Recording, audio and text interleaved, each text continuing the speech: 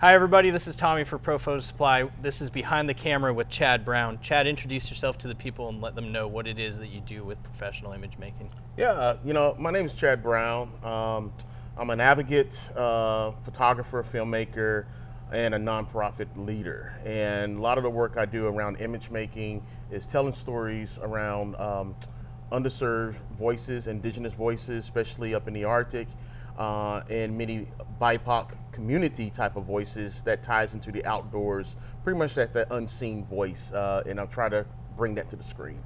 Awesome. Yeah. I love the fact that your signature, because we've emailed back and forth a few times now, says that you live the adventurous life that your work reflects. Absolutely. Is that kind of your philosophy? Yeah, it is my philosophy. It's part of my process of, I would say, alignment as far as keeping myself mentally and healthy together, and so the work could be pretty tasky at times, and my adventure and me being in the outdoors as much as I can helps me from a grounding standpoint, and then I'm able to think through my process much clearer instead of me kind of like chasing that rabbit all the time, basically, and so I'm out there, I'm doing the work. That's where I'm supposed to be. That's what keeps me grounded, connecting with community, connecting with different stories, etc. And that's where I choose to be at. And you'll hear from me when I come up to the surface, but yeah. That's awesome. Yeah, we always know that it's going to be a treat when we see you walk in, because you're going to have a story from a trip that you've just taken or a documentary you're working on or something like that. So it's always cool to have you walk through those doors and see your face and know that you just got back from creating another great story. Yeah, no, I appreciate that. That's good to know. I didn't know that. Yeah. I bring gifts. You were on a very short list of people that we've wanted to do behind the camera with. Thank you for coming today. Yeah. How did you get started doing this kind of work? I've always been a creative, even down to high school. My mother had put me in like different types of like artistic magnet schools, and then I followed that path into college. End up finishing off my undergrad and also my grad at Pratt in New York. But taking a deeper dive, because part of that took a break and went into the military and came out, and that was also different things as me as a veteran fighting a lot of different things of PTSD, basically. I had to kind of like grapple with that for a long period of time. And so while I was grappling with that, I was also, diving deep into New York and LA, working in agencies as an art director. And then I worked my way up to like a senior art director. And then I fall into like doing a lot of photography work. And so a lot of my work has been around more the ad agency world, and also some of the fashion world, because I definitely had an opportunity to do some work with Fat Form, Russell Simmons and their whole line and everything. So it was really, good stuff, but I didn't really take a deep dive until I would say one day when I was making my way to Manhattan. I'm living in New York, making my way to Manhattan, and I was on the subway and I was actually running late. And that day, the subway train stopped right on the bridge. Mm-hmm. And when I looked out, because A trains and B trains and C trains is always stopping in New York, and this time it stopped right on the bridge. And so as I'm sitting there and looking out, that was the day that witnessing when the plane was going into the Twin Towers. Wow. And so I was running late, and my meeting was at the Twin Towers. Wow. And so. So it definitely sat with me in a weird way. The train was really quiet, and then all of a sudden, like minutes later, the whole train just started freaking out and screaming. Right. And I was in this really denial stage, and I just it was very surreal, and it didn't really hit me until later. But and it was kind of weird because I was actually like still in the mindset trying to get to work. Right. And get to my meeting and realize like this is happening, And so as I made my way across into Manhattan and, walking to Manhattan, and I ended up making my way right up above 42nd Street, where our office was at. And I walked in there and everybody was like freaking out. Everybody was like just, calling home, calling mom, calling wife, calling husband. And so through that process and what I was dealing with, I ended up losing my job, and so that pushed me straight into becoming like a freelance, professional. And, and I got my first gig as time went on. I talked to a buddy of mine, and he happened to knew the guys over at Fat Farm, and they gave me an opportunity, and I went in and basically met with the team. They happened to be looking for an agency to help launch a new line called Run Athletics. And so, not Russell Simmons, but Rev Run and a guy named Rashid, they both gave me this opportunity and said, well, we're looking to make this happen, and we're looking at a couple, agencies around town, and here it is Monday, and you got till Friday to come up with something. Show us what you can do. Wow. And so I just basically went off, started drinking a lot of coffee. As one does, right? Yeah, exactly. And I connected with a good old friend of mine who was a copywriter, and so we started kind of like brainstorming back and forth. And so when that Friday came, instead of me coming up with like 3 different concepts, I came up with like 40 concepts, and I just kind of like, basically plastered the whole conference room, and everybody was like looking at all this work and campaign work, et cetera. And they loved, some of them they hated, and some of them they loved, but it got me in the door. And and at that time, it's kind of crazy because I was probably like 6 months behind on my rent, and because I lost my job and the towers, and it was just like chaos, and so, and so that put me back into that mainstream of work, and I took them on as a client. And the crazy thing, before I even got them the client to sign contract, was they said, okay, we want to do this, this, and this, and we need you to bring us your top best photographers. That was a time I wasn't doing photography. I was doing much more design and art directing work, and so I didn't have photographers, and so what I did was I went, I got out and left the office, went into Manhattan, and I started making phone calls, and I started making phone calls to photography studio reps, and I was just calling, telling my story, telling what I need, and it was like, no. And then this one studio said, you know what, why don't you come in and sit down and let's have a conversation. And so I went in there, sat down, had a conversation with them, told them this whole story, and what they did was they pulled their best photographers, bottom line photographers, like $35K started out, and they put a whole portfolio together. They print up a card and they put my name on there as I'm representing these photographers. Wow. Yeah, it was crazy, And so I walked in there that next morning at 9 a.m. Yep. I put it on Fat Forms at Russell Simmons Rashid's desk, and they said, "This is you?" I said, "Yeah, this is me." Yeah. And they said, "Okay, so show us what you got," And so I went and showed all the photographer's style and everything, and they basically, let's go with this one, let's set it up. Get the space, etc., and then let's move forward, just like that. Wild. Okay, so your like first big start with photography was a happenstance. Yeah. Fat Farm. Yeah. Coming out of losing your job, right? Exactly. And then landing at that time. This probably was like what, mid 2000s ish, maybe. Yeah. This so was like around 2005, 2004, something like that. Fat Farm was like a force back then. It was a force. It was a definitely big. Absolutely. Everybody felt that, Yeah. right? Yeah. If you were at pop culture at all, or hip hop, or music, or whatever, right? Anything, like everybody knew what Fat Farm was. Everybody knew who was behind it, Yep. right? That's a wild client to land as like kind of your first independent client. It was intimidating. It was real intimidating. So this is gonna sound weird, but you said that you started to bring your camera back out when you were working with the vets and the inner city youth, right? And then that led to documenting. What was that camera? That was a Canon. What was it? 4D or 3D, something like that. Yeah, one of the Ds, one of the DSLRs. Yeah. But it was a Canon. Okay. That was when I was a Canon guy. Okay. But but I had transferred over to Sony. Okay. You know, I'm a Sony man now. You know, but that was a Canon. A little aged now, Yeah, right? a little age. Yeah. You know, and start, you know, moving into more of the Sony family, basically. But yeah, Okay. yeah. So you were shooting with a Canon and you were documenting these stories, and you said it was primarily stills photography. Primarily stills, yes. Okay.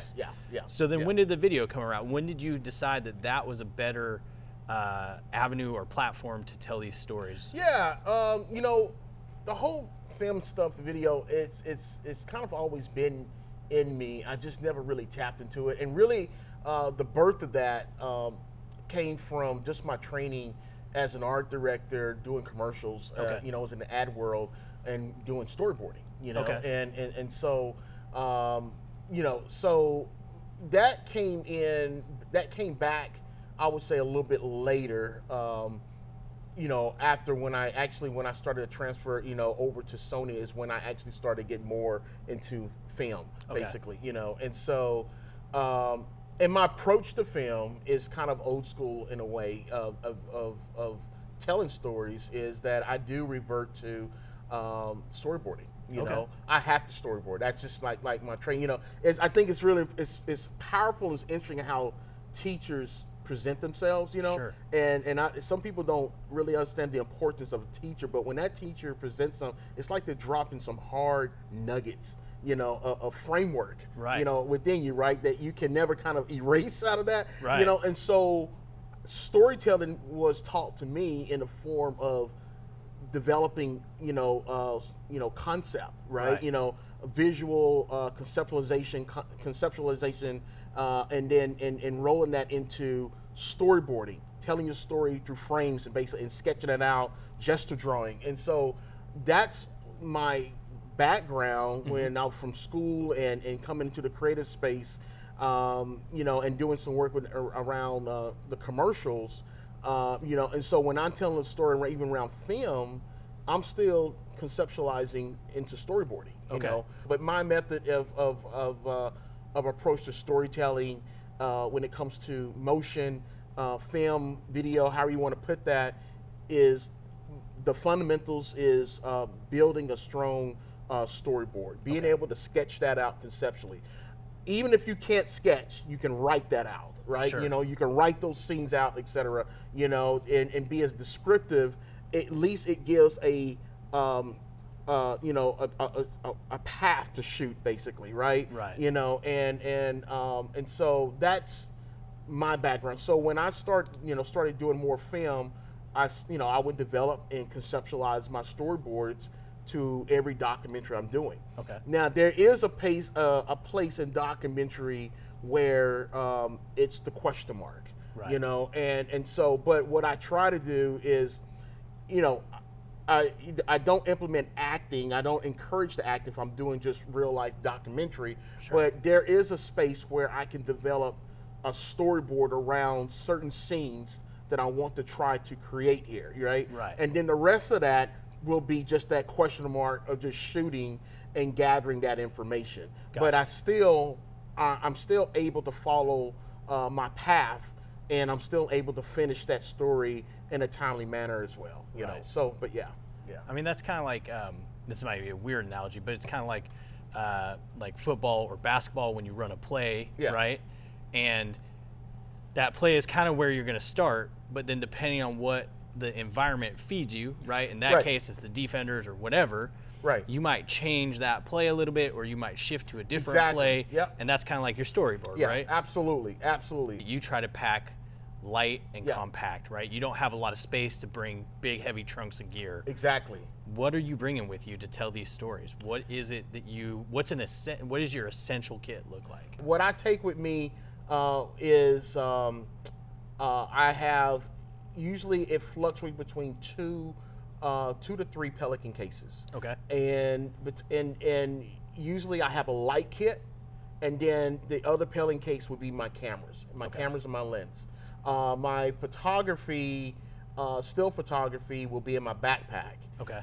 But my, you know, I would run like a Sony FX3 and a Sony FX6. Have that in my Pelican case along with the lens, and then I would have my audio mics and everything in the same case. Okay. And then that second case would be lighting and just miscellaneous stuff that I may need in the field, from duct tape to all kinds of stuff. Okay. All that's in that case, basically. So I try to operate with 2 decent sized Pelican cases, because those go straight into the back of the bush plane. Yep. And that's and when they drop on the tundra or in the village, those are my go-to, and that's what I need. We're packing light. Are you using like the regular Sony battery, or are you doing V-mount batteries? Yeah, I'm using V-mount batteries. V-mount batteries. Yeah, I'm using V-mount batteries. They're much longer, Yeah. They do weigh, Right, they're heavy. When you come, they're heavy, but but I would prefer to use those because they're much more longer lasting. But I use V-mount batteries. Okay. Yeah. Okay, and then you said your guy pulls them off immediately. Yep. Immediately puts them on the charger. Yep. How big of a team are you usually working with when you're doing one of these documentaries? Average is like a 2-man team. We're talking a 2-man team, but it fluctuates between the two to 4. It kind of depends. One of your films just got accepted into a film fest, yes? Yes. Yeah. Yeah. Or, I mean, I would say probably a lot of your films have been in film fest. Been in film festival. But you were telling me the other day that one of your more recent ones was accepted into a new film fest. Absolutely. Yeah. It was. This was a film shot down, actually not in the Arctic, but it was in Atlanta, Georgia. Okay. And it was pretty cool. The name of the film is called Inward, and it's centered around, the whole story is centered around an African American artist that I was able to connect with and learn about his story, which is pretty cool. But he does a lot of really interesting work in Atlanta. His name is Michi Miko, and his pieces are beautiful. He's a fine artist. He's a painter. It's beautiful stuff. But what makes this really unique and special is that after the COVID-19, he was inspired to pursue the sport of fly fishing. Okay. And so when he stepped into that space, he felt a lot of resistance. Him being African American and stepping into an all-white type of sport, right. And he didn't feel like he was accepted, but he did not allow that to stop him, but he continued on to fly fish, and he got more into fly tying. Okay. And so, again, that space was really not welcoming for him. So what he did was he went back to the streets down in Atlanta and started picking up trash. And he started picking up nothing but trash and bringing that trash into his studio, and then turning that trash into fly tying materials. Wow. And tying onto hooks, creating insects from the trash he finds from the streets, and going out and catching fish with that. Wow. Yeah. And talking about like recycle, reuse, right? And so I was like, I got to capture this, Yeah. And so he, gave me the blessings and the trust for me to come into his world and document this and help tell the story. And so that was playing this past weekend at the Wild Scenic Film Festival in California. The name of the film is called Inward. And all Sony FX6s, or FX6 and FX3. Yep, right? FX6, FX3. Are you a zoom lens person or a primes? Or both? You don't have to pick one team or the other. I think I straddle both. Okay. I straddle both. Prime is great. Sometimes I don't like the lens to control me. Okay. But there's definitely a beauty into that, and I understand that. And it depends on where I'm at too. It really depends on where I'm at. But I tend to straddle both prime and zoom. Gotcha. Yeah. So you're not when you're storyboarding, you're not picturing like, oh, this is only a 35 millimeter shot and this is an 85 millimeter shot and I'm on 50 millimeter here. Right. You're letting the environment and the I'm story letting the environment kind of dictate on how I'm going to approach and what I'm going to shoot.